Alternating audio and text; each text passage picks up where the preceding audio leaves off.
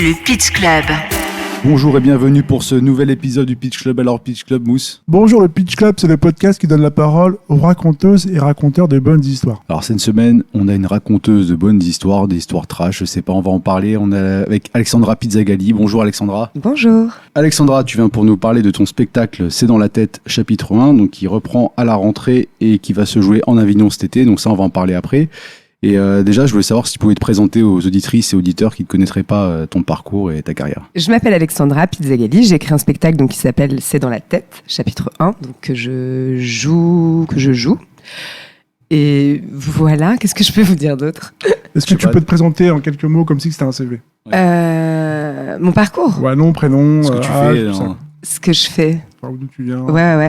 Bah, je suis née à Paris, j'ai grandi entre Paris et le Val d'Oise, j'ai fait des études de communication, genre publicité, tout ce qui est autour des mots, etc. Quand j'ai eu mes diplômes, je me suis dit, tiens, et si j'allais faire du théâtre ? J'ai fait 2 ans de théâtre. Après, il s'est passé, je crois, bien 5 années où j'ai été babysitter, hôtesse d'accueil. En fait, tous les métiers alimentaires. Ouais, non, des jobs. C'est-à-dire qu'en fait, les 2 ans de théâtre que j'ai fait, c'était au cours Florent. Et naturellement, quand on sort des cours Florent, on est tout sauf comédien. Ouais. Non, je plaisante, j'exagère. Mais en tout cas, ça a été mon cas. Et à un moment donné, je me suis dit, bon, il serait peut-être temps de faire quelque chose. Ça n'a pas tombé du ciel. Donc, je vais monter mon projet. Et du coup, j'ai pris la décision d'écrire le spectacle. Et du coup, j'ai écrit le spectacle. Voilà. Donc tu as commencé à jouer en 2017. Tu l'as écrit d'une traite sans le tester. Ouais, en fait, je l'ai joué pour la toute première fois fin 2017 dans un endroit qui s'appelle le Kibele, qui est un restaurant turc. Alors donc le Kibele, donc t'as testé ça dans un Kibele, un restaurant En turc. fait, ouais. En gros, le spectacle, je l'ai écrit d'une traite. Moi, je connaissais pas vraiment le milieu de l'humour. Tu veux que je raconte une anecdote ? Non, t'inquiète. Non, ça c'est entre nous, on se fait des petits mots comme ça pour que. Ouais, alors parce qu'on va, c'est autant comme pour on a moi. un genre de fil conducteur, on essaie on va en parler ça après. Juste pour commencer en fait justement. On commence avec une petite anecdote. En fait, t'as écrit là on enregistre le podcast au Paname Art Café. Donc là, on est sur la scène du Paname. Ouais. Et t'avais participé à un sketch avec Clément Kersual. Qui s'appelle une série qui s'appelle 1%. Ouais, une série qui n'a qu'un épisode parce qu'on est des. C'était un pilote, on va dire. Ouais, c'était un pilote. On a trouvé ça très drôle. C'est vrai. Oui, ouais, c'est ça. Nous qui sommes du Paname et on bosse, on a vu, on a vraiment rigolé. Et tu te souviens de comment vous l'avez élaboré Ouais, mais en fait, je crois que c'était pendant le confinement ou un peu après. Enfin, je sais plus. C'était dans cette période de toute façon un peu bizarre et on s'était dit bon, on va faire quelque chose, viens, on s'amuse. Et du coup, on a tourné ce truc-là. Non, c'était pas. Ouais, c'était peut-être après le second confinement. Je sais pas. C'était dans cette. Janvier 2021. Ouais, donc non, tu vois, c'était. Ouais. C'était il y a un an. Ouais, c'était il y a. Oui, c'est vrai. Oui. Ah ouais, on était en couvre-feu, oui, exact. Et bref, et oui, on a eu cette idée d'écrire quelque chose et de le jouer. On a tout fait tout seul. Mais vraiment, on a fait les chants contre chants tout seul. Et tout. Enfin, on a vraiment tout fait tout seul. Et je sais pas, ça nous a amusé, ça nous a fait rire. Et c'est vrai qu'il a été plutôt bien reçu. Et nous, on partait quand même sur le fait de tourner une série. Et en fait, cette série n'a tristement qu'un seul épisode. Le deuxième est écrit. On avait écrit le deuxième dans la foulée, mais on l'a pas tourné. Pourquoi ? Mais voilà, on se dit qu'on le reprendra. Mais parce qu'on est des branleurs. Parce qu'on a toujours. La suite des. Ouais, parce qu'on n'a rien à faire en fait. C'est comme on n'a rien à faire, on n'a pas le temps. Ouais. Et donc c'est un projet qui peut-être reprendre plus tard. Ouais, je pense. Oui, de toute façon avec Clément. Allez le voir. Merci. Même s'il n'y a qu'un épisode, ça vaut le coup. Ouais, ça c'est sympa. Mais ouais, non, on a très envie de travailler ensemble avec Clément. Donc oui, c'est pas impossible du tout qu'on reprenne. Lui, il est plus stand-upper en fait que toi. Ouais. Comment vous discutez des fois de ça par rapport à votre métier ? Est-ce que ouais, on discute beaucoup. Le one man, le stand-up, c'est quoi ? C'est des débats entre vous pour savoir si... Non, on se partage beaucoup nos doutes en fait. Et puis quand ça se passe bien, on se le dit. Quand ça se passe mal, on se le dit. Et c'est vrai qu'on discute beaucoup, notamment. En fait, c'est pas nous qui disons ça, mais on a un style d'humour un peu similaire, donc que les gens qualifient de noir. Bon. Donc l'humour trash, humour noir, comment tu pourrais définir ton humour ? Je sais pas, moi je le trouve pas noir. De toute façon, oui, d'accord, si, ok. Tu parles quand même de sujets assez. Oui, non, c'est vrai. Des handicapés, d'inceste, de psychiatrie, enfin, c'est quand même des sujets qui sont pas souvent traités, mais après c'est un parti pris, je veux dire, t'es pas. C'est même pas un parti pris, c'est que je crois que tu calcules pas ton style d'humour. Enfin, tu vois, tu c'est venu à toi naturellement. Bah oui, mais je pense qu'on est tous comme ça. Sinon, ça veut dire que c'est fabriqué. Si c'est fabriqué, ça peut pas sonner juste, je pense. Oui. Donc chacun, donc voilà. Donc, mais en tout cas, on a un univers effectivement assez proche de par donc l'humour entre guillemets qu'on fait. Lui est effectivement plus stand-upper et moi c'est un peu plus théâtral, je pense. Oui. Ouais, non, c'est ça. Je pense que c'est juste. Et voilà. Et en fait, ce dont on se parle, c'est que Clément, il se pose énormément de questions. Voilà, est-ce que je peux dire ça? Est-ce que j'ai le droit de dire ça? Est-ce que je peux pas dire ça? Et en fait, on a beaucoup d'échanges par rapport à ça parce qu'il a traversé, tu vois, une période vraiment de doute. Est-ce que j'ai le droit de dire ça? Comment je le dis? Enfin, où il se posait énormément de questions. Et moi, je disais, mais en fait, fous-toi la paix et fais-toi confiance 2 secondes. Sauf qu'en fait, il aurait fallu un juste milieu entre lui et moi. Je trouve que c'est important de se poser des questions, mais c'est bien aussi de se faire confiance et de savoir que, en fait, c'est pas gratuit. Ce qu'on fait, ce qu'on dit n'est pas gratuit. Ça vient forcément de quelque part. Et à partir du moment où tu sais ce que tu dis, pourquoi tu le dis, d'où ça part, où ça va, si t'es droit dans tes bottes, il y a aucun problème, en fait. Évidemment que tu peux tout dire. Ouais. Après, faut faire confiance. Faut donc se faire confiance et faire confiance au public qui saisira la notion de contre-pied et qui comprendra ce que qui saura lire entre les lignes, quoi, en gros, mais. Un spectacle en duo, c'est quelque chose que tu envisages? Avec Clément, tu veux dire? Ouais. Non, on a envie de tourner des trucs. Je pense qu'on va écrire et tourner des trucs, mais sur scène. Mais pas sur scène? Non, pas sur scène. Pourquoi ce serait pas l'idéal pour toi de... Non. Mais tu sais qu'on est séparés depuis un an. On parlait pas de vie privée, là. On parlait d'artistique. Scoop pour jean-marc-morandi.com. Non, je veux dire... Non, on a très... D'un point de vue strictement artistique. Là, on parlait pas de... Non, mais je plaisante, c'était pour la blague. Non, ouais, on a très envie de bosser ensemble, donc mais ce sera plus des choses, je pense, à l'écran. Mais sur scène, non. Sur scène, j'ai envie de jouer avec des répliques. Enfin, c'est cool, le seul en scène, j'aime bien. Mais ça me manque de donner la réplique à quelqu'un et vice versa. Et du coup, j'ai très envie d'avoir des projets théâtraux avec d'autres personnes. Non, avec Clément, j'ai pas trop envie de monter sur scène avec lui. D'accord. Ou alors si, dans le cadre d'un 30-30, par exemple, dans ce qu'on appelle un 30-30. Oui, c'est ça, 30 minutes chacun pour tester le spectacle. Et après, peut-être des intersketchs écrits ensemble. D'accord. Ça, oui, mais vraiment monter un spectacle, etc. ensemble, non, je pense que c'est pas dans les tuyaux. Toi, tu penses que c'est conciliable de faire du stand-up et en même temps du théâtre classique avec ton groupe et compagnie? Ah ouais, bien sûr, je pense. C'est important d'avoir une formation d'art dramatique, de savoir jouer la comédie pour faire du stand-up. Moi, je crois pas que ça s'apprenne vraiment, en fait. Tu vois, pourtant, j'ai suivi donc 2 ans de cours de théâtre, ce que je vous disais tout à l'heure. Ouais, t'as fait le cours Florent. Ouais. Alors, moi, j'en garde un très bon souvenir. Je crois que c'est pas une école que je conseillerais. Ah bon, c'est a posteriori. Non, je sais pas. C'est parce que pour avoir après discuté avec d'autres comédiens, etc., et de leur formation et de leurs acquis techniques, etc. Moi, je me rends compte que j'ai pas de technique, en fait. J'ai un peu d'instinct, c'est ce qui me sauve, mais j'ai pas de technique. Est-ce qu'on t'apprend quoi, en fait, au cours Florent? Juste parce que pour les gens qui connaîtraient pas ce... en gros, non, mais c'est bien. En plus, je dénigre pas du tout, je dénigre vraiment pas. Non, c'est peut-être pas pour toi, je veux dire. Ouais. Que c'était pas adapté à toi. Oui, non, je sais pas. Non, si, ça m'était... Parce que moi, j'ai vraiment très, très, hyper bien vécu mes 2 ans là-bas. Vraiment, j'en garde un super souvenir. Mais c'est vrai qu'à posteriori, quand il m'est arrivé de discuter avec des comédiens qui avaient vraiment une formation hyper complète, en fait... Et moi, je me suis rendu compte que non, j'avais expérimenté le plateau, que j'ai été guidée par des professeurs qui étaient top, mais et j'ai joué avec des élèves comédiens qui étaient super aussi. Mais c'est vrai qu'en termes de technique et de formation pure et dure, je trouve que ça manquait. Mais après, je sais que tu peux greffer, quand tu es au cours Florent, donc tu as une base de 9 heures de cours par semaine, et après tu peux greffer d'autres cours. Donc oui, tu as des options. Aussi moi, je suis restée juste... Il y a de l'impro, non, maintenant? Ouais, tu as un pro, je pense que tu as des cours de voix, etc. Donc en vrai, je crois que je peux m'en prendre qu'à moi-même. Après, souvent, en fait, t'as pas trop... Tu y allais, mais... Après, souvent, c'est de la prépa pour les concours. Les concours nationaux. Est-ce que tu as envisagé de faire ça à un moment donné? Ouais, j'avais passé le premier tour du conservatoire, je me suis rétamée dès le premier tour. J'ai raté ma scène. C'est quoi? Ouais. Rien, c'est que moi, j'étais pas. T'avais pas préparé? Ouais, mais de toute façon, je me prépare pas. J'aime pas répéter. Qu'est-ce que t'avais demandé de préparer pour le premier tour? C'est toi qui choisis. Enfin, tu choisis, t'as une. Comment on appelle ça? T'as un choix tu peux pas faire ce que tu veux. Je crois que tu dois présenter du théâtre classique, il me semble, au premier tour.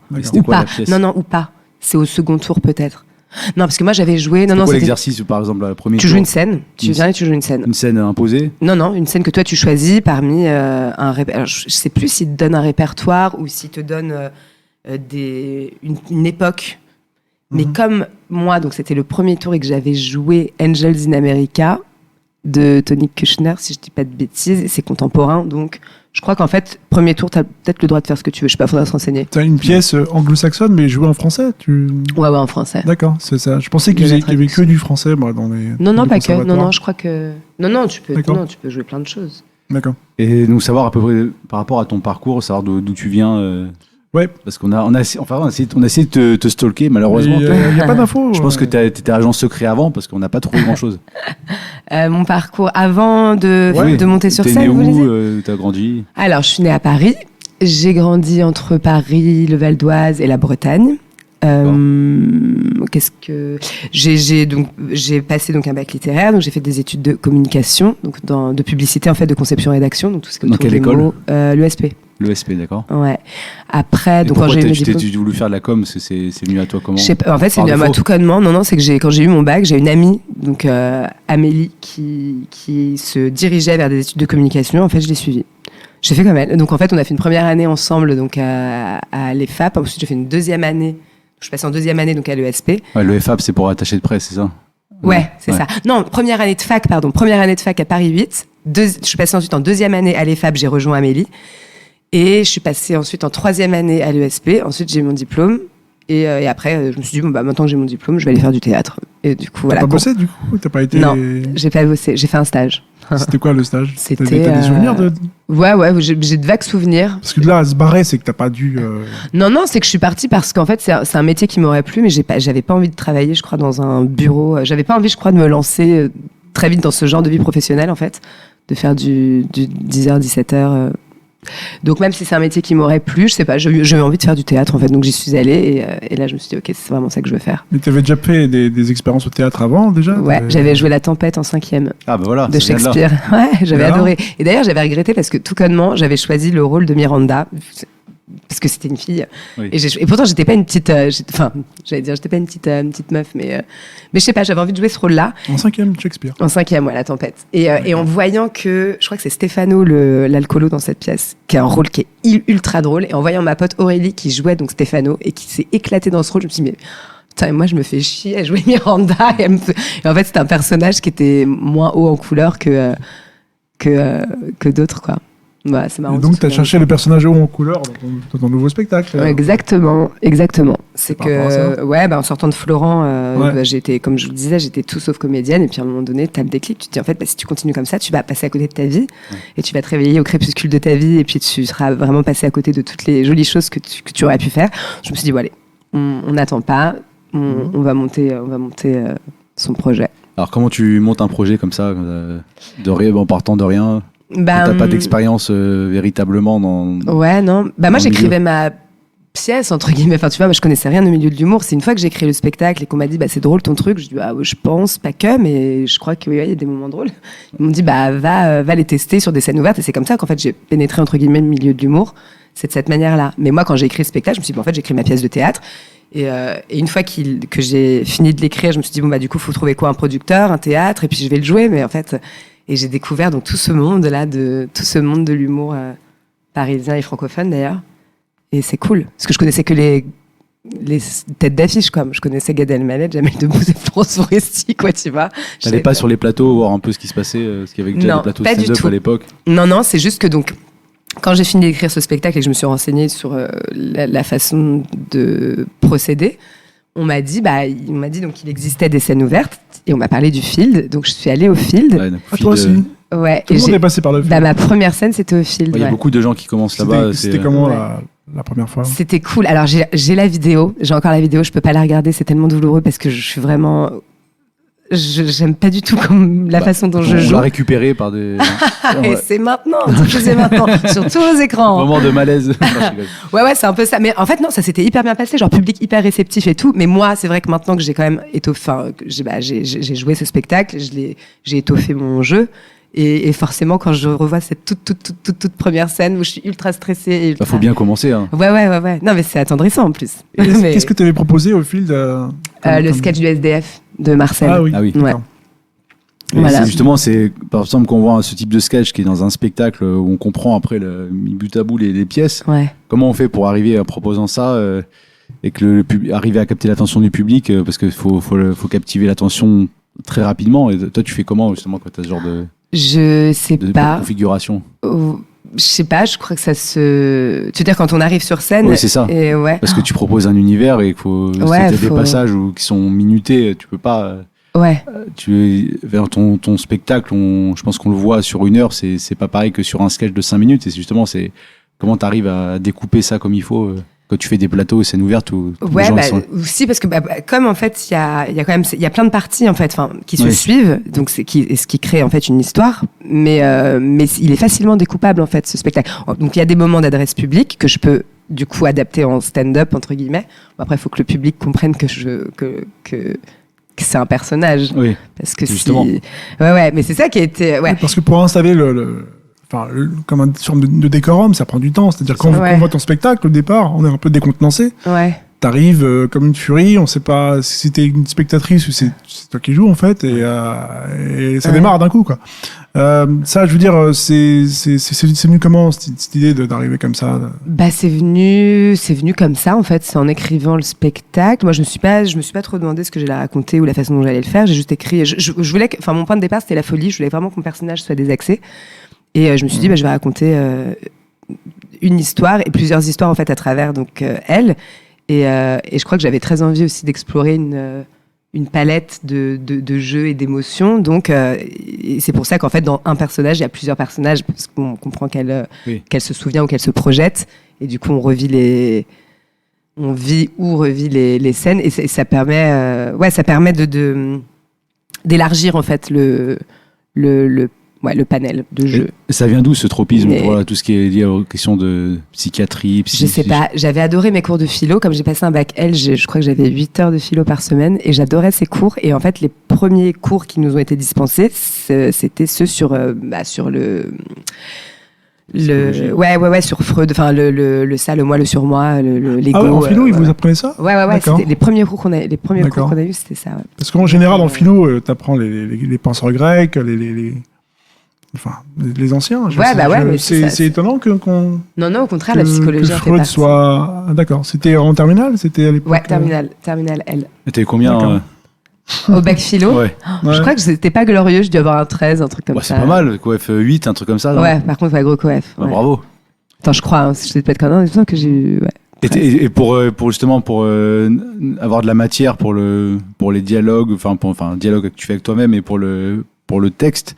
Alors, c'est quoi les œuvres qui t'ont inspiré justement? Alors, moi j'ai du mal à connaître mes inspirations. J'en ai forcément, on en a tous, mais j'arrive pas à les identifier. Donc je sais que j'ai été inspirée par quelques films peut-être. Ouais, mais je saurais pas le. Hitchcock. Hitchcock, tu dis? C'est ancré, non? C'est un côté Hitchcock. J'aime bien. Sur les jeux de lumière, parce que t'as beaucoup de jeux de lumière qui sont assez subtils. Ouais. Et ça, c'est. Je sais pas, est-ce que tu as vu des films d'Hitchcock avant? Ouais, j'adore Hitchcock. Mais tu vois, donc voilà, peut-être en fait. Psychose. Ouais. Psychose, surtout Vertigo et Pas de printemps pour Marnie. Je l'ai pas vu celui-là. C'est avec Tippi Hedren. D'accord. Mais tu sais qu'en plus, je me suis offert le coffret. Non, regarde-le parce que là, en fait, la lumière elle change en fonction de son état. En fait, c'est ça. Tu verras. Et donc Hitchcock, il travaille beaucoup. Il y a aussi le film qui n'a pas été fini de Clouseau, L'Enfer. Ah oui, L'Enfer avec Romy Schneider. Oui. Et ça fait penser un peu à ça. Putain, mais les gars, vous me vraiment. En plus, peut-être qu'inconsciemment, ça t'a. Ouais, non, sans doute. J'avais vu, en plus, c'est drôle que tu parles de ça. J'avais vu une expo sur Romy Schneider au Jeu de Paume. C'était il y a, je pense que ça fait bien 10 ans. Ouais. Et des extraits de L'Enfer justement étaient diffusés en boucle dans une pièce. C'est un peu flippant. Ouais. Non, c'était pas au Jeu de Paume, c'était à Boulogne. Bon, bref. Et comment tu présenterais ce personnage? Le mien? Déjà, est-ce qu'il a un nom, un prénom? On sait pas. Non, en fait. je la nomme pas. Elle est pas, elle est pas nommée. Parce que je voulais pas qu'elle porte le mien et je voulais pas qu'elle en porte un autre. Donc du coup, elle a pas de prénom. Mais comment il est venu? C'est ça que tu disais? Je sais pas. Comme je voulais qu'elle soit vraiment désaxée. Je voulais qu'elle ait pas la lumière à tous les étages. Je la voulais un peu fucked up. Donc du coup, j'ai écrit donc en partant de ce point de départ là. Et puis après, c'est en le jouant. C'est-à-dire que une fois que le spectacle a eu fini d'être... Oula, comment je parle? Une fois que tu as fini d'écrire le spectacle. Une fois que j'ai fini. Tu l'as joué sans le tester, donc c'était un saut dans le vide. Du coup, je l'ai joué sans le tester, oui, mais j'ai commencé par jouer des extraits. Oui. Parce que j'ai participé à un concours. D'accord. En fait, j'ai fait une première scène au fil. Après, j'ai participé à un concours qui s'appelle Candidator, où en fait, on devait jouer une scène à chaque fois. Il y avait des huitièmes de finale, des quarts de finale, demi-finale et la finale. Et Candidator, c'est au Field, c'est ça? Non, c'était juste après le Field. Ma première scène, c'était au Field, et Candidator, c'était au Feu de la Rampe à l'époque. Au Feu de la Rampe. Ouais. Et du coup, comme j'ai gagné le concours, donc le deal, c'était que si on gagnait le concours, on avait le droit de jouer notre spectacle dans son intégralité, donc d'où la première date au Kibélé. D'accord. Et comme la première date a été blindée, on en a fait une deuxième blindée. Donc au début, c'est les potes, après c'est les potes de potes, ensuite c'est les potes de potes de potes. Et bref, en fait, on a fait 5 dates comme ça qui étaient blindées, et c'est 70 personnes quand même. Ouais. Et après, je me suis dit, bon, bah vas-y, on lance une prog. Ouais. Et du coup, donc ça, c'était d'octobre à décembre 2017. D'accord. Première scène au Field, donc avril 2017. Après mai, juin, donc concours Candidator. D'octobre à décembre, les vraies premières du spectacle dans son intégralité. Et en janvier 2018, première programmation officielle à la Petite Loge. À la Petite Loge. Alors, comment ça se passe pour être à la Petite Loge quand tu Là-bas, il n'y a pas de jeu de lumière. Hein. Ouais. Il y en a peu, mais il y en a. Ouais. Ah, On a instauré avec donc Perrine et Mélissa qui gèrent de main de maître cet endroit. On avait en fait convenu d'un code, c'est-à-dire qu'en fait dans le spectacle, donc il y a des moments d'adresse publique, et il y a des moments de quatrième mur. Ce qu'on appelle le quatrième mur, c'est quand vraiment quelque chose se passe, il n'y a pas d'interaction possible avec le public, en gros. Et en fait, on avait un code, c'était que quand j'étais en adresse publique, j'avais une certaine lumière, et quand on passait en quatrième mur, il y avait une autre lumière. Donc il y avait quand même tu vois, on a quand même réussi à faire des trucs cool. Et il y avait la fin aussi avec la découpe. Et tu fais comment pour être programmé là-bas? Ça se passe comment? C'est eux qui viennent à toi ou c'est elles qui viennent à toi ou c'est... Non, c'est toi qui y vas, et puis elles sont très très demandées d'ailleurs, parce que c'est vraiment c'est un endroit qui est réputé, mine de rien. C'est ça, il y a beaucoup d'humoristes qui ont commencé là-bas. Plus grosses salles par la suite, qui commencent par la Petite Loge. Ouais. Et puis c'est ce qu'elles veulent en plus, elles veulent que des créations en fait. Tu vois, elles prennent pas des spectacles qui ont déjà été joués ailleurs. Et en fait non, c'est toi qui viens vers elles, elles sont très demandées. Tu passes une audition. Oui. Donc une audition, c'est tu dois jouer 20 minutes, genre un extrait de 20 minutes de ton spectacle. Elles sont toutes les deux au fond de la salle. Putain, normalement c'est un spectacle d'humour, tu vois. Oui. Elles n'ont pas bronché pendant 20 minutes. Je les entendais même pas respirer. Je me suis dit, putain. Elles prenaient des notes un peu, non? Non, je crois qu'elles regardaient, mais rien ne se passait. Donc c'était très, très déstabilisant. Je crois, Mélissa m'a fait remarquer ça. En fait, j'étais tellement stressée que j'ai joué sur les tranches de mes pieds. Non. Tu sais, comme ça, là. Enfin, bon, comme une danseuse. Ouais, complètement. Ouais, vraiment sur les tranches. Elle m'a dit, tu jouais sur les tranches, quoi. et en fait, donc audition de 20 minutes. Ensuite, on a un échange. Donc, on a eu un échange toutes les trois. Elles m'ont fait très vite des critiques très constructives. Enfin, tu vois, elles m'ont dit, bon, bah, on se concerte et on te donne la réponse. En fait, elles m'ont appelé, elles m'ont dit, mais oui, viens. Donc, du coup, voilà, j'ai été... Pour l'écriture, j'ai vu que tu avais bossé avec Arnaud Maillard. Enfin, alors, pas pour l'écriture. T'en as parlé dans le podcast. Donc, c'était pas l'écriture, c'était au niveau de la mise en scène? En fait, on a fait quelques séances alors, parce qu'en fait, donc, Oui, en fait, t'avais tout écrit avant. Et j'avais après, tout écrit, non, même pas, j'avais même moi mis en scène, j'avais déjà. Ah oui, d'accord. En fait, on a travaillé, on a fait quelques séances de travail, mais sur des choses bien précises. En juin 2018. Donc, j'avais déjà commencé à le jouer à la Petite Loge et tout. Il était venu me voir au Marais. Enfin, on s'était rencontrés au Festival de Dinard. Ensuite, il était venu voir le spectacle au Marais et il m'avait dit, écoute, si t'as besoin d'un coup de main d'un œil extérieur, vu que tu fais tout toute seule. Et donc, je lui avais dit, ok. Donc, et en fait, il m'a vraiment aidé on n'a pas travaillé d'arrache-pied, mais les séances qu'on a faites, elles m'ont vraiment aidé à donner du relief, en fait, au spectacle, qui pouvait être beaucoup. Je sais pas, il m'a vraiment interrogé sur mes personnages, enfin tu vois, en plus c'est un comédien hors pair, c'est un très bon metteur en scène, et ce qui est cool avec Arnaud, c'est que il vient à la fois de l'humour et du théâtre. Donc c'était, enfin pour toi c'est parfait. Ouais, voilà, c'est vraiment, et j'ai adoré. C'est toi qui l'as contacté? Non, en fait c'est lui. Donc on s'est rencontrés au Festival de Dinard, il est venu voir le spectacle au Théâtre du Marais. En plus, le festival de Dinard, c'était pas très bien passé. Enfin, le festival était incroyable, mais ma scène à moi, c'était pas hyper bien passé. C'était pas bien. Ouais. C'était quoi? Il y avait enfin, je veux dire, c'était un peu comme Avignon, un peu. Non. C'était un extrait. C'est un extrait. C'était un concours en fait de jeunes talents, et chacun devait jouer un extrait de son spectacle, donc d'une demi-heure. Et en fait, moi, j'avais choisi que de l'adresse publique et que des trucs hyper indigestes en fait. Et les gens se demandaient si je pensais ce que je disais, et je crois que mon personnage n'était pas très. Ils ont pas compris si c'était du stand-up ou. Ouais, voilà. Et je crois qu'ils n'ont pas. Ouais, non, ça a pas été très très bien reçu, mais le festival, j'en garde un super souvenir, on s'est trop amusé. Oui, c'est un festival tous les ans. Comment ça se passe sur place? Sur place, t'es accueilli, c'est trop bien les festivals, parce qu'en plus, en fait, il y a plein de festivals donc en France où tu as donc ce qu'on appelle des tremplins d'humour, des concours. Bon. de jeunes talents entre guillemets et le reste de la semaine t'as des têtes d'affiche entre guillemets qui viennent jouer leur spectacle. Et en fait ce qui est trop cool dans les festivals, c'est que déjà tu rencontres des gens merveilleux et chaque festival va dans les autres festivals, donc à chaque fois c'est un rendez-vous, tu retrouves tout le monde et c'est trop bien. Donc on trouve les organisateurs, on est accueillis par des bénévoles qui sont vraiment pour la grande majorité hyper dévoué, hyper aux petits soins. Enfin, c'est vraiment cool, c'est vraiment une chouette ambiance. Puis il y a un côté relax que t'as pas à Paris, quoi. Ouais, puis c'est un peu la colo, quoi. T'as tes potes humoristes, après le spectacle, on boit des coups, on mange, on rigole, on fume. C'est vraiment la colo, quoi. Comment tu candidates dans ces festivals Généralement, c'est eux qui te contactent. D'accord. Enfin, moi, j'ai eu la chance, pour le coup, quand j'ai commencé à jouer, tout s'est enchaîné assez rapidement. J'avais un manager à l'époque, donc qui s'est avéré être un manager escroc, mais il n'a pas été correct sur plein de choses, mais il vous a baladé, mais au début, grâce à lui pour le coup et au réseau qu'il avait, j'ai pu jouer très très rapidement dans plein de petits cafés-théâtres en France, en Belgique, en Suisse. Enfin même plein de cafés-théâtres, des théâtres et dans des festivals. Enfin donc c'était assez chouette. Donc il disait je vais là-bas. Ouais, il les contactait. Et pour le coup il avait un super réseau. Donc là je sais pas trop ce qu'il en est parce que bon comme il a un peu merdé. Il y a eu des soucis. Ouais. D'accord. Le Marco Mouli des...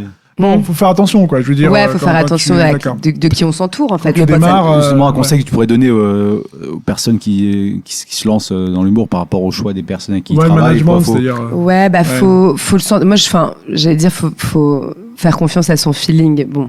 Là, pour le coup, je me suis un peu plantée, mais faut se renseigner et puis surtout, faut pas hésiter à mettre les choses au clair. En fait, ce qui permettait à ce monsieur d'escroquer entre guillemets les jeunes artistes, c'est qu'en fait, il entretenait une sorte de flou artistique sur plein de choses. Tu vois, notamment la question d'argent. Quand on commence à jouer, on pense pas à l'argent, même si on en a besoin, c'est pas ça qu'on pense. On pense à jouer, on est très content. On est très content que quelqu'un nous fasse confiance, que quelqu'un croit en nous. Donc c'était lui et puis on est loyaux en fait, et donc il y a un truc où c'est déjà très compliqué, moi je trouve, de parler d'argent dans la vie déjà. Ouais. Donc quand tu commences à jouer, que tu connais pas grand chose, que tu fais confiance, que tu es reconnaissante et tout, tu laisses, et puis jusqu'à un moment où tu te dis bon, il serait peut-être temps de faire les comptes en fait là, parce que je n'ai rien perçu ou quasiment pas, et puis je les perçois de façon pas légale. Ouais. Donc tu vois, donc voilà, ne pas hésiter en fait à se renseigner, à demander donc aux jeunes humoristes si tu m'écoutes. Oui, justement. Non voilà, salut jeune humoriste. Salut jeune humoriste. Non mais même jeune artiste. Enfin, je veux dire, ne pas hésiter à demander à ses pairs, de demander aux gens qui ont plus d'expérience que soit dans le métier, et ne pas hésiter à parler en fait. Faut oser. Et puis faire des contrats avec des oui voilà, faire très attention à ce qu'on signe, refaire lire ces contrats, enfin faut être vigilant quoi. Mais après bon, je veux dire, je pense qu'il y a quand même plus de bonnes personnes que de mauvaises, j'espère. Oui. Mais c'est vrai que faut faire attention. Et tu vois, c'est ce que je disais en fait, ce qui est fou, c'est qu'au-delà de l'aspect financier, en fait, le fait de pas être payé, en fait, ce qui te permet d'être légitime, en fait, quand tu commences à monter sur scène, c'est déjà le fait de monter sur scène, évidemment, mais ton cachet, en fait, c'est ce qui fait que tu n'es plus babysitter, t'es plus hôtesse d'accueil, en fait, t'es comédien, t'es comédienne, tu vois. Et donc, en fait, au-delà de l'aspect financier, c'est aussi ça qu'il a pris symboliquement, tu vois, tes premiers cachets qui toi, te font te sentir enfin légitime dans le milieu que tu crèves d'envie de faire depuis des années dans le métier. Qui permettent d'avancer et qui te disent que c'est vraiment ta voix. C'est ça, c'est symbolique. Je trouve ça faut faire attention. Un peu dégueulasse. Après, il faut à un moment donné, il faut voir si c'est pas normal. Oui, voilà, c'est ça, faut le sentir. Non, plus on l'a senti, c'est juste qu'on a laissé traîner. Peut-être qu'au début, tu dis bon, ok, on verra, mais à un moment donné, quand tu dis 11, parce que t'étais avec Clément K, je crois que tu m'avais parlé de cette histoire. Il y avait toute une bande, on était toute une petite bande, et en fait, tout le monde est parti au fur et à mesure, parce que tout le monde s'est rendu compte que c'était pas. Ça allait pas. Que c'était pas. Qu'il y avait des choses pas correctes, en fait. Et après, quand tu fais ton spectacle en ce moment, une salle comme la Scala, comment ça vient à toi, ce choix? C'est eux qui t'ont contacté, parce que t'as fait la petite loge, donc après la Scala. Alors, après la petite loge, Théâtre du Marais. Théâtre du Marais, oui, d'accord, une bonne salle. Je suis restée un bon bout de temps. Bon, après, il y a eu le Covid, etc. Et là, depuis le 18 janvier, Scala. Et non, en fait, la Scala, moi, on m'avait parlé de cette salle juste après le premier confinement. Elle a ouvert il n'y a pas longtemps. Ouais, la petite salle, ouais. Et celle dans laquelle je joue, du coup. Oui. Et je sais qu'on m'en avait parlé. Et en fait, là, j'en rediscutais donc avec mon attaché de presse donc à l'automne. On a signé donc avec Alain. qui est génial. Bon bref. Ouais. Et du coup, je lui ai reparlé de la Scala et on est allé voir donc la dernière donc de Bérengère Krief, je crois que c'était la Tête de Paris. Je sais pas. Bon bref, qui était qui est un super spectacle d'ailleurs. Et en fait, à cette occasion-là, on a rencontré Mathilde donc de la Scala. Et donc Alain lui a dit mais va voir Alexandra donc au Théâtre du Marais parce que je voulais changer de la prod et moi et donc Alain on avait de toute façon prévu de changer de théâtre en janvier et donc du coup Mathilde donc de la Scala est venue voir le spectacle avec Savannah et Olivier Schmitt qui sont aussi les décideurs, les programmateurs, je sais pas trop, les directeurs artistiques du théâtre comment dire, donc ils sont venus voir le spectacle au Théâtre du Marais, ça leur a plu et du coup ils m'ont dit allez go. Tu viens en janvier. Pour les jeux de lumière, comment ça s'est passé? Comment tu as travaillé ça? Avec quelle équipe? Les jeux de lumière, en fait, elles ont évolué au fur et à mesure. Donc, petite loge, ce que je vous disais tout à l'heure, il y avait vraiment très peu de... parce que c'est très important dans le spectacle. Ouais. Bah, moi, je me rends pas compte parce que je suis dedans, mais oui, je sais que ça... L'idée, c'est vraiment que ça sublime de toute façon le spectacle. Chaque scène ou chaque type chaque aspect de la personnalité du personnage. Parce qu'en général, les one-man, c'est très simple. C'est une lumière qui bouge pas trop, tamisée un peu, mais là, il y a comme un jeu, quoi. C'est comme combien de temps ça t'a pris pour le faire? Bah, en fait, ça a évolué au gré déjà des théâtres dans lesquels j'ai joué. C'est-à-dire que donc en passant de la petite loge au Marais, on a fait une créa lumière pour le Marais parce qu'il y avait plus de choses. Donc ça, je l'ai faite avec Élise. Élise, donc qui était régisseuse, qui l'est toujours, d'accord, je crois, au Théâtre du Marais. Et aussi, en allant jouer donc dans des cafés-théâtres un petit peu partout en France et en francophonie d'ailleurs. Au début, t'as pas de régisseur tourné, c'est toi qui y vas, t'as un régisseur sur place et tu fais le filage technique avec lui et t'as créé la lumière avec lui. Et du coup, on m'a apporté beaucoup, tu vois, parce que chacun y allait de sa petite idée, de sa petite suggestion, etc. Et quand je dis petite, non, de ses bonnes idées et de ses bonnes suggestions. Et du coup, ça a contribué comme ça, je pense, à enrichir la créa lumière du spectacle. Et pour la Scala, là, pour le coup, on l'a retravaillé donc avec Alexis et Gaël, donc qui est mon régisseur tourné. On a fait vraiment une créa lumière pour la Scala. Et en fonction aussi de ce qu'ils avaient, de ce qui restait, parce que forcément, il n'y a pas que mon spectacle qui est joué, donc il y en a plusieurs. Oui. Donc il fallait qu'on prenne ce qui était disponible, voir ce qu'on pouvait bouger ou pas. Et non, on a réussi à faire quelque chose de vraiment chouette, je crois. Non, ça se voit, hein, vraiment, c'est très important. Et ça joue beaucoup sur le déroulé du spectacle. Hein, on voit tous les personnages qui évoluent comme ça. T'as beaucoup découpé sur ce que t'avais au départ et à la fin. Ouais, au début j'avais, je crois 1h30 de spectacle. Il y en a qu'on regrette de ne pas, il y en a que tu regrettes quand même. Non, il y en a un que j'ai enlevé là, la Scala, mais parce que je voulais le réécrire, je le trouvais pas. Je sais pas, j'avais envie de l'affiner. Et puis surtout, c'était un sketch qui dénotait un peu des autres parce que. En gros, il y avait de l'ironie dedans. Et en fait, le personnage, elle peut pas être ironique. Elle est très brute de décoffrage. Donc, il va vraiment falloir que je pense à le jouer, pour le coup, d'une certaine manière, pour que ça colle au personnage. Et ouais, j'avais envie de l'affiner un petit peu à certains endroits. Donc, je pense que là, je vais le reprendre à Avignon. Et comment tu travailles ce spectacle? C'est uniquement quand tu vas jouer sur scène ou tu vas faire des plateaux à côté? Non. Alors, j'ai fait quelques plateaux. J'ai joué d'ailleurs. Donc, oui, au Paname. Là, on se trouve, ouais. Mais là, j'ai décidé d'arrêter parce qu'en fait, même si les plateaux stand-up m'ont vraiment beaucoup apporté, notamment sur le fait de pouvoir sortir du perso pour discuter avec le public et revenir, etc. Parce que moi, au début, quand je jouais, quelqu'un pouvait prendre feu dans la salle, je démordais pas, j'étais à la virgule près, et je démordais. Non, mais je ne sortais pas de mon texte. Hein. Et en fait, voilà, ça m'a vraiment beaucoup apporté, mais je suis aussi repartie quand même pas mal de fois en boitant, parce que forcément, quand tu passes entre deux stand-uppers et que toi, t'arrives avec ton personnage un peu chelou et que tu fais tes liaisons, les gens ils se disent mais qu'est-ce qu'elle nous veut celle-là? Ouais, tu bides. Ouais, c'est peut-être pas bidé, mais il y a forcément c'est plus compliqué. Et il y a une sorte en plus, c'est du stand-up, donc il y a une forme d'attente du rire qui moi me convient pas en fait. Et justement, savoir ton rapport au stand-up, parce que comme t'es un peu entre le one man et le stand-up, savoir c'est quoi qui te plaît le plus? Moi, je préfère me dire que c'est un spectacle. Le spectacle sera reçu comme il sera reçu. J'aime bien moi le côté théâtral, donc c'est pour ça aussi que j'ai décidé d'arrêter les comédie clubs, c'est parce que ça me va moi de regagner un peu mes pénates entre guillemets, enfin tu vois en plus à la Scala dans cet endroit-là qui est leur programmation, ils ont beaucoup de choses, ils ont de la musique, du théâtre, de l'humour et tout, mais je sais pas. Là j'ai eu envie d'arrêter pour raconter mon histoire dans son intégralité. Je crois que c'est la meilleure façon de voir le spectacle, en fait. On peut pas trop... Sur des extraits, on comprend pas tout, en fait. Mais bon, c'est le principe d'un extrait. Et attends, et ta question, c'était, pardon? C'est savoir ton rapport. Est-ce que t'es plus one-man ou stand-up? Parce que maintenant, le stand-up est en train de s'imposer davantage par rapport au one-man. Bah, c'est pas que je suis pas stand-up. J'adore le stand-up, j'adore en regarder. Je pense que ça me plairait d'en faire. Ouais.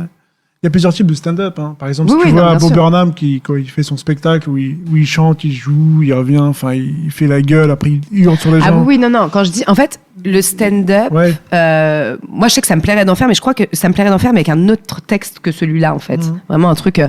Mais non, en fait, vu que le principe du stand-up, c'est d'être soi, entre guillemets, même si on n'est jamais soi. C'est-à-dire qu'en fait, monter sur un plateau en lumière et devoir faire rire un parterre c'est un acte déjà antinaturel, donc c'est déjà un personnage, en fait. Même le stand-upper qui sera le plus proche de lui, il est déjà dans un personnage.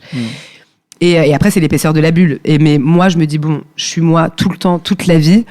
J'ai envie d'être quelqu'un d'autre quand je monte sur scène. D'où le fait que, plus one man. Quand tu parles de la bulle, est-ce que tu peux l'expliquer pour ceux qui connaissent pas? Bah non, je sais pas. C'est un peu l'image que je me fais, c'est-à-dire que si tu joues un personnage qui est proche de toi, ou en tout cas que tu veux faire passer comme étant proche de toi. Je sais pas si c'est très clair. C'est Alexandra. Voilà.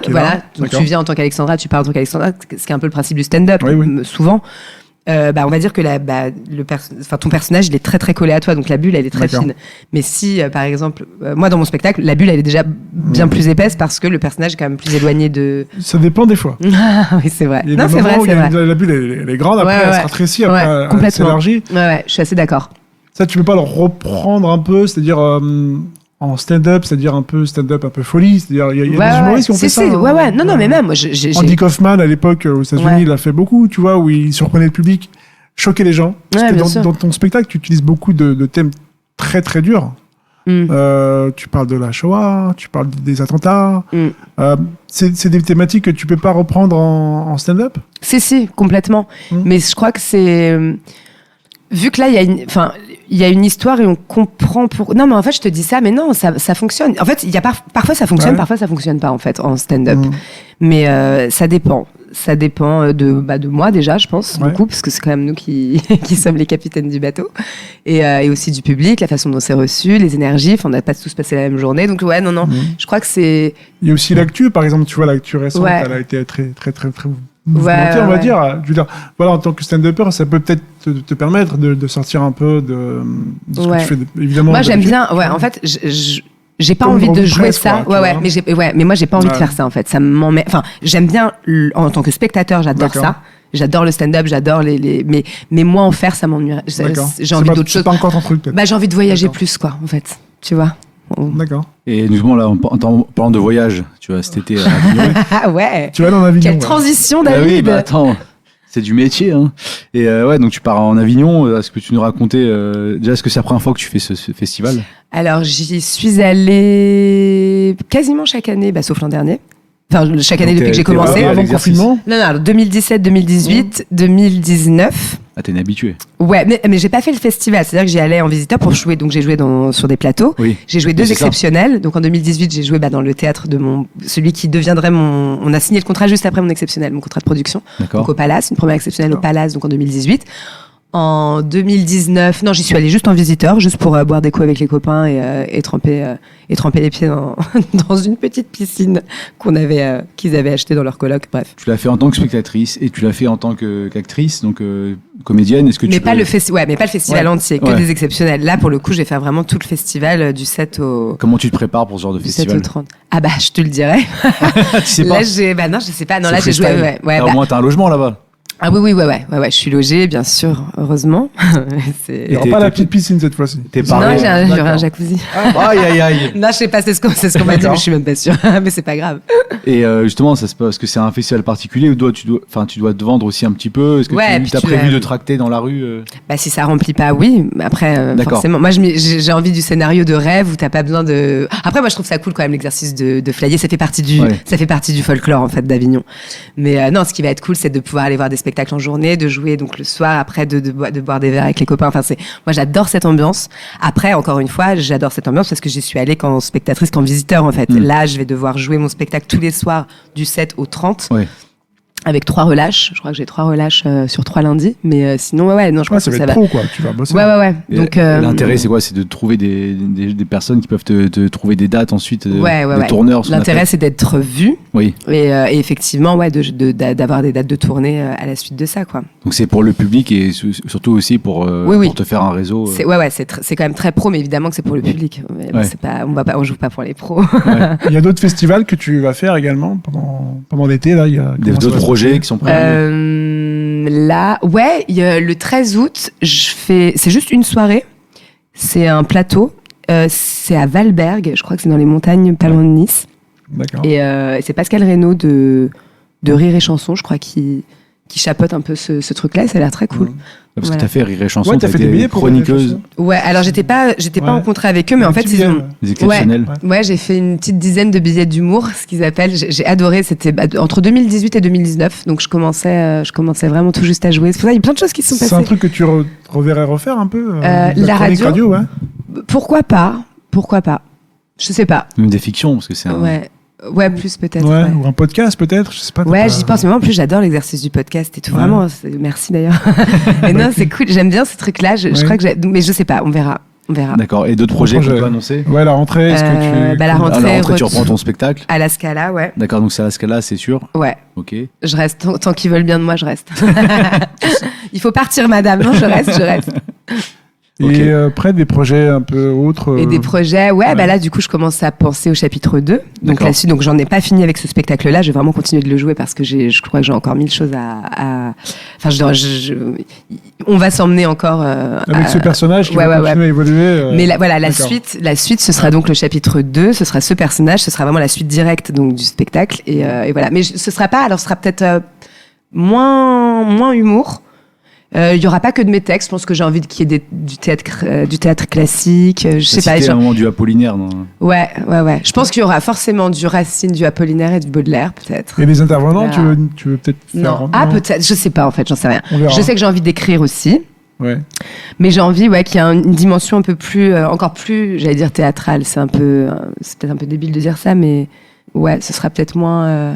Expérimental, c'est-à-dire essayer de faire j'ai envie qu'il y ait plein de choses, je sais pas, mais après je suis au stade de c'est dans ma tête là pour le coup. D'accord, c'est cool. Non. Bah écoute, j'espère que tout va bien se passer pour la suite. Merci beaucoup. Et merci d'avoir été avec nous pour cet épisode du Pitch Club. Alexandra Pizzagalli, donc pour son spectacle C'est dans la tête, chapitre 1, donc qui reprend à la rentrée à la Scala. Ouais. Et en Avignon cet été, pour ceux qui seront dans le coin, passez la voir. Et on se retrouve donc la semaine prochaine pour un nouvel épisode du Pitch Club. Merci, au revoir. Merci, au revoir. Merci. Le Pitch Club.